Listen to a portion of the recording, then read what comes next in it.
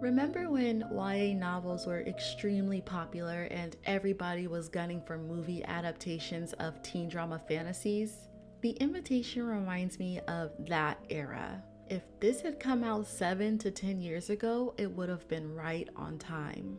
It tried to do that thing, where the beautiful, artsy poor girl wearing hand-me-downs living in an aesthetically pleasing high-rise even though she's behind on her rent gets a once-in-a-lifetime chance that puts her into the lap of a dangerously handsome and mysterious young man with enough money and resources to last a few generations and wants for nothing but someone to spend the rest of his life with. The Invitation was a decadent display of what rich and bored aristocrats do with their wealth. This film had a lot of the same undertones as the movie Ready or Not. A wealthy family with clandestine habits that even the help is privy to. They're tucked away into the countryside of their homeland where no outsiders could possibly pry. And the beautiful girl is doted and enthralled by the clan, not knowing she's being vetted for initiation. With Ready or Not, there was enough character build-up that was supported by a unique storyline. By the time the family turned on the bride, we knew why, and we had enough time to marinate with that motive. With The Invitation, it was a slow-burning plot that, by the time the climax of the story came forth, we were still foggy as to why the protagonist needed to be inducted into the clan of bloodsuckers. Oh yeah, this is a vampire movie. Just like slave movies, vampire films are the last of what anybody needs, but writers love to do their own iterations in hopes of nailing the true nature of these historic, otherworldly, made-up beasts. The fangs, the blood-sucking, the burning flesh at the exposure of sunlight, the coffins, the gaudy jewelry, and the classical wardrobe. I mean, come on, Hollywood. Let's start making some alterations to these mythical creatures. They deserve more than 100 years of this same trope. I take that back. These vampires do walk in sunlight. Good job, Blair Butler. Taking it back to pre-Nosferatu. Natalie Emmanuel plays the simple, intelligently timid Evie who is barely skating by on her waitress salary in New York City, somehow living alone with like 16-foot ceilings. As we see her alone in her apartment, we see that she's into pottery making. This isn't really brought up again except for maybe one or two other mentions in the entire movie, which I will get to a bit later, but thinking back, there was no real correlation between that and the experience that Evie was about to endure. So that's one cinema sin. Evie takes a DNA test that she grabbed from a sponsored swag bag at a soiree that she waitressed at. Assuming a few weeks have passed, this DNA test immediately builds on her family tree, and a long-lost cousin named Oliver reaches out and suggests that they meet.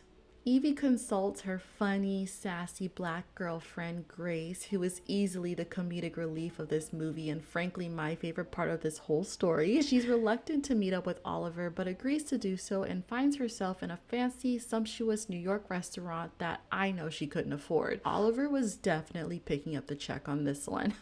He overwhelms her with his studious questions and wide-eyed observation, not missing a tip. Evie, like any unassuming person would, divulges all of her personal information, thinking that this was someone she could trust since he's family, right? Oliver lets her know that he shared his discovery of finding her with the entire family, and they were dying to meet her.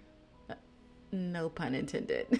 He goes as far as inviting her to his cousin's wedding, or their cousin's wedding, I should say. Evie is noticeably uncomfortable with the idea, but Oliver is somewhat of a master negotiator because he's able to convince her within all of 12 seconds.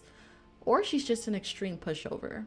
This reminds me of the saying that people would rather forego their instincts than offend someone. We all do it, and in the end, sometimes we know that we should have gone with our gut. I think Evie felt the same way by the time the movie was over. Oliver gets her out to England in no time on the family's dime. We see that they're uber duper stupid rich, so it's literally a dime to them to fly her out. She makes a few introductions to the hired maids that are going to be working at the event, and it's a quick yet noticeable moment that the audience will want to tuck away until later. In comes the breathtakingly gorgeous beau that easily fits the description of any Wattpad fanfiction story. It was a warm fall afternoon. Thomas Doherty plays Walter, the lord of the estate that the Alexander family is hosting the wedding at. How convenient. Walter is naturally taken with Natalie's beauty as she is a refreshing presence on the property. Yeah, I'm sure it was all that blood running through her veins that he was so longing to taste. In typical fashion, we see parts of this mysterious residence through the eyes of the protagonist. There's always that one room that nobody must enter because of some unspoken horror that lurks beyond its door. And the butler, Mr. Fields, immediately forbids Evie from going into that room, which in this case is the library. She's taken to her grand room where she receives her own personal maid named Miss Swift. Miss Swift is not a part of the same third-party hired help that Evie met earlier. She's a part of the official house staff. Evie marvels at the room and notices the bars on the window. Miss Swift is quick to explain that shrikes will fly right into the home, so the bar is there to keep them at bay. There is an undertone that this will likely play a part later in the climax of the movie, but no, it doesn't. Just another token moment to throw into the abyss. Briefly, they discuss Evie's great-great-grandmother or great-grandmother or whomever, who is painted into a frame against the wall, looking extremely saddened and miserable. In the beginning of the film, she had deleted herself because she no longer wanted to be a vampire and wished to no longer feed on the hired help. You can guess where this is going, right? So yeah, not much is going on later except some really weird noises at night, or the fact that the butler is feeding the hired maids to the beast that lurks in the library.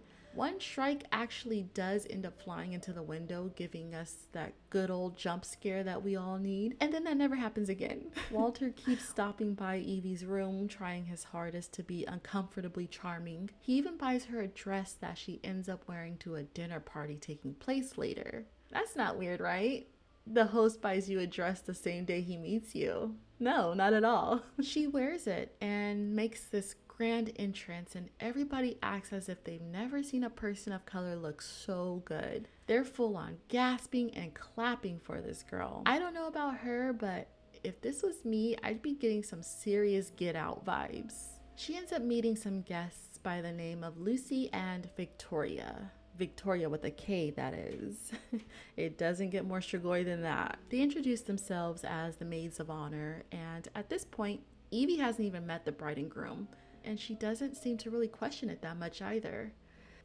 Anyway, Lucy is a sweet little blonde, and Victoria is a bitchy tall brunette. Way to play into those stereotypes.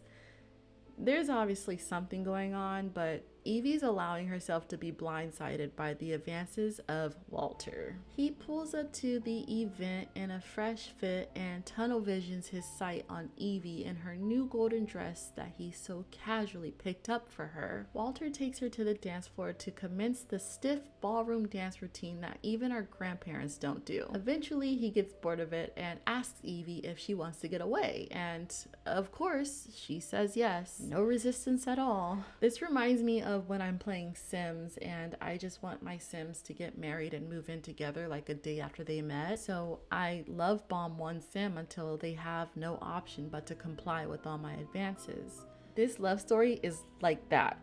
They go into this secluded recreational room that's attached to the mansion with glass ceilings. And what do you know? Walter shows her a pottery wheel in the corner, and it's like, hey, look at this pottery wheel that I barely got any use out of. You like it?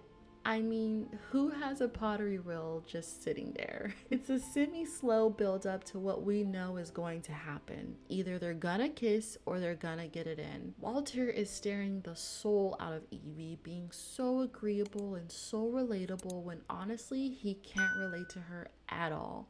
She falls for this act, and between his crystal blue eyes and that pottery wheel, she's ready to risk it all. And honestly, it's so cliche, but I am thankful to the director she did not take advantage and recreate a scene straight out of Ghost.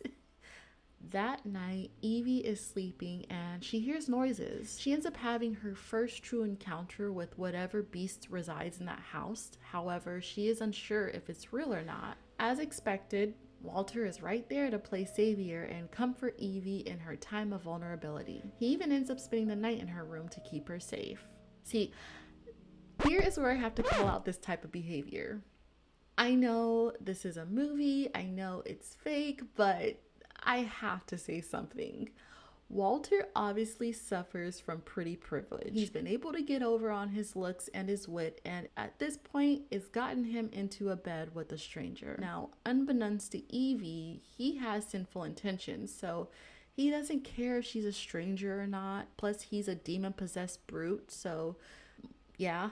But she has this hopeless romantic intention, wanting to see where this goes, and since he's checking all the right boxes, it's looking more and more likely. Regardless, Evie girl, you don't know this man. I don't like this type of rhetoric being pushed to young-minded guys or girls. I mean, you shouldn't be laying up with someone you don't even truly know. It's weird and it's dangerous. Okay, taking my mom hat off and putting back on my YouTuber hat. So they only literally sleep next to one another and they don't have intercourse, and I'm honestly surprised. But this is all an act so that Walter can feign a gentleman-like persona just to pull her in a little bit closer. Evie ends up going with Lucy and Victoria to the in-house spa to get their wedding prep treatments. I mean, Evie still hasn't met the supposed bride or groom, and nobody but me is questioning this. But I digress. They get their nails done, and Lucy is being tender and polite to Evie while Victoria is coming on strong, prying into her personal business. This is the most intense scene of the movie because of the constant panning back and forth between the nail tech and the conversation between the girls. It's implied that the nail tech is nervous in the presence of these vampires, which Evie still has no clue exists. The nail tech is surely going to make a mistake out of sheer anxiety and ends up doing just that. She cuts into Evie's finger, causing her to jerk back. Now, everybody is concerned, but not for the reasons normal people would be. Instead, the other bridesmaids are mesmerized by the gushy red blood extruding from Evie's nail bed. Victoria's nasty self jumps out of the hot tub and sucks the blood off of Evie's finger. Evie's freaked out, and I'm grossed out.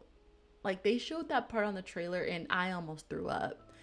That is the nastiest thing I have ever seen. That's along the lines of being spit on for me. That's just biological warfare. Am I wrong? Am I wrong? Evie runs off like, what the f? And of course she goes into the Forsaken Library. There's just something about boundaries and rules that people want to break for the hell of it, but okay. Anyway, there's no logical reason for her to have been in there. She did show interest in it maybe once, and that was at the beginning of her stay, but the movie did a bad job of making that room as mysterious and creepy as it could have been. I mean, there was a scene at the beginning where Mr. Fields ordered one of the maids to go in and clean the library, and she was killed in there, but it was just too quick and easy for me. Evie goes into the library and she ends up finding files of herself on the desk. Yes, that's it. The dwelling place of a flesh-eating sadistic creature that preys on innocent bystanders was nowhere to be found. All she sees is a stack of files about her. So Evie storms back to her room and begins packing because she's upset that Walter had been running a criminal and background check on her without her knowledge. I get it, but this was kind of a sorry way to start a conflict between the two of them. I mean, I probably wouldn't be trying to pack my bags and going home just because of that. I mean, I think they wanted her to be like, oh, he doesn't trust me, and it's just stupid. And what do you know? He's right there to stop her. This guy has no other business meetings to be taking, no phone calls, no staff to boss around. I mean, he's just lurking the walls, watching Evie from corners, waiting for her to need him. Okay, he explains his reasoning for the background checks, and it's for obvious reasons. He says he's not able to trust just anyone. He's super duper rich and he wanted to make sure she was an opportunist. I mean, that's logical, right? He does get a little bit of pushback from Evie though, and it's almost funny because you can start to see the difference between American and English cultures when it comes to arguing. I almost understood why English people find us so annoying in that moment. But he's able to smile it off and win her back with his logical reasoning. She allows herself to be taken by him again, and this time they go all the way. I thought the movie was going to refrain from a sex scene, but it's like these filmmakers can't help themselves, and they wonder why teen pregnancy is at an all-time high. After they get it in, they do that typical pillow talk cuddle with small pecks and meaningful kisses. Walter even jokes that they should get married, and Evie jokingly goes along with the idea. And that was all he needed to get to last base, because not too long after, Evie arrives to dinner with the entire family where everybody's true colors start to shine. First off, they're all wearing masks. I'm starting to believe that when I see rich people in masks in any setting besides Halloween, it's not a safe place. I don't trust adults who play dress up. The words that come to my mind are cult, torture, and murder. Evie finally asks where the bride and groom are. Like, finally. But it's a little too late, girl. This is when Walter starts showing his behind. After thanking all the families in attendance, he reveals that Evie and him are to be wed, and she starts tripping out. Victoria is relieved because she can stop putting on this act. Everybody else is also letting their hair down because they don't have to act any longer either. And across the table, one of the maids gets snuffed. They cut her neck from behind and empty her blood into a goblet for the party to drink from. Evie loses her shit. She tries to leave but is not entirely successful. Walter is trying to get her to fall into place, but she's just too erratic, so he tells Victoria and Lucy to take Evie to the basement/cellar area of the house. They get her down there and Lucy tries to calm her down. Meanwhile, Victoria is still antagonizing Evie. To taunt her, she grabs one of the maids that Evie was kind to at the beginning of the movie. Evie pleads that Victoria leave the maid alone, and Victoria agrees to do so in order to let Evie suck out that maid's blood when she does get fully turned into a vampire. They cram Evie into a coffin where she scratches and screams to get free. After some time, Miss Swift comes to her rescue and frees her. In the midst of their fleeing, Evie, like a dummy, stops Miss Swift and asks, "Why are you helping me?" Like, there's no other time for clarity. You can't ask this once you guys are safe? I guess. Miss Swift tells her that she regrets standing by and not helping all the victims that the family has taken to eat over the years. I'm just, at this point, I'm wondering why these maids are still being hired with no questions from the third-party agency. You don't notice all your girls are constantly disappearing? I mean, Oliver did say they paid off cops, so maybe this is a reason why, but still, no news reports or viral search parties. This was a missed opportunity to have a TV in the background with a news reporter talking about strange disappearances in the area of suspicion. Also, why isn't the staff changed? Why do they get to remain human? I think they'd want the house staff, you know, the butler, Miss Swift, and all the other ones to be vampires so that there's more loyalty and a slimmer chance of betrayal, right? What do I know?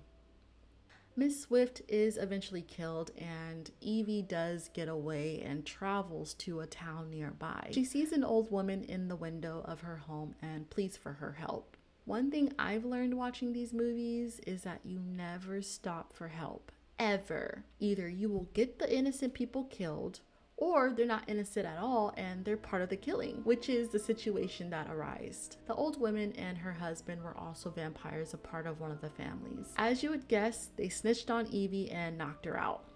She wakes up and Walter watches. He tried to convince her once more that this was the best decision. She would get wealth, endless resources, and a life of immortality.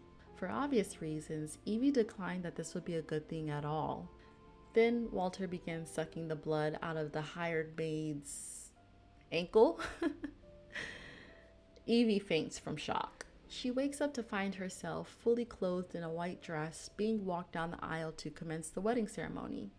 Her great-grandpa walks her down the aisle to Walter, who is on his knees before the officiant. They both say I do and are ordered to take the blood from one another to seal the marriage. Evie goes first and takes Walter's blood from his wrist. She remembers that Lucy told her if she takes his blood, she will have his power until he dies. So she drinks enough to make him weak and turns into some halvesy vampire. Her veins come popping out, her eyes do a color shift, she grows fangs, and the music intensifies. She doesn't let Walter drink her blood to fully seal the marriage agreement. Instead, Evie knocks over the candles and sets the room on fire, killing Walter with a wooden stake, and frees the maid that she had a rapport with earlier in the movie. She and the hired maid make it to the foyer where Evie has a face-off with Victoria. Lucy comes from behind and stabs Victoria in distress. She complains about not wanting to live this way anymore and ends up killing the both of them by impaling themselves with a spear from a statue. Evie kills the bitter butler who's been hating on her since she stepped into the joint, and Walter comes back from the dead for one last hoorah. Evie kills him once and for all by kicking him into the fire, and guess they all go to hell, huh? The entire estate is last seen in flames, all caused by 10 or so measly candles. I mean, I guess that makes sense because I'm sure everything was probably super flammable, but I just think it was rather quick. Speaking of quick, overall, the ending seemed like a rushed sequence. I think they spent so much time trying to build relationships, trying to get us to fall for this billionaire playboy and establish a solid understanding of the Alexander family. I mean, unless I missed it, I don't know where any of those families came from, where their fortunes came from, their rules or their codes. We didn't know much about Walter or his background. There was no urgency to make us compassionate toward him. We didn't get any flashbacks of Miss Swift's relationship with Evie's distant relative. The beast that Walter and Victoria were turning into at night was also lackluster. The CGI looked like that thing from that movie Mama. But we also didn't get enough terror.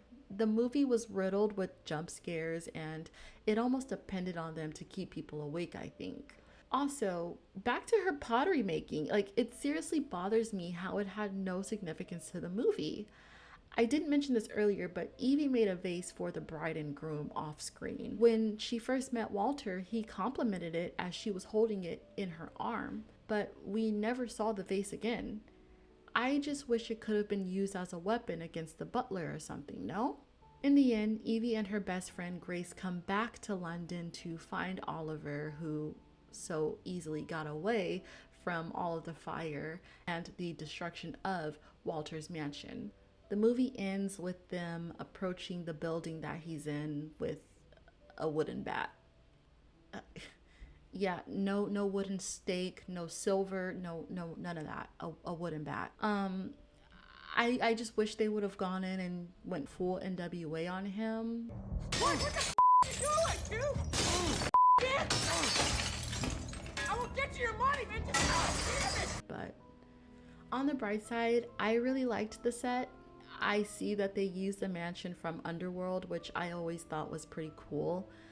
Everyone was rightfully casted in their roles. They all did their best with what they had, and every emotion was believable. The wardrobe of Evie and Victoria was nice and well tailored. I expect superb fashion sense from a bunch of vampires, so... Anyway, that concludes my review of The Invitation. Let me know how you felt. Did you go see it? Did you like it? If you did, let me know why. So maybe I can see it from another perspective. But overall, I would probably give this movie a 3 out of 10. I probably won't be watching this again. And don't forget, guys, please subscribe. Please comment, leave a like on the video. I have 190 something subscribers, which I am entirely grateful for. Let's just help me move up the algorithm so we can get more followers and we can get more exposure to these awesome videos. Thank you guys so much for your support. God bless. Have a great rest of your evening or day or wherever you are in the world. Bye-bye.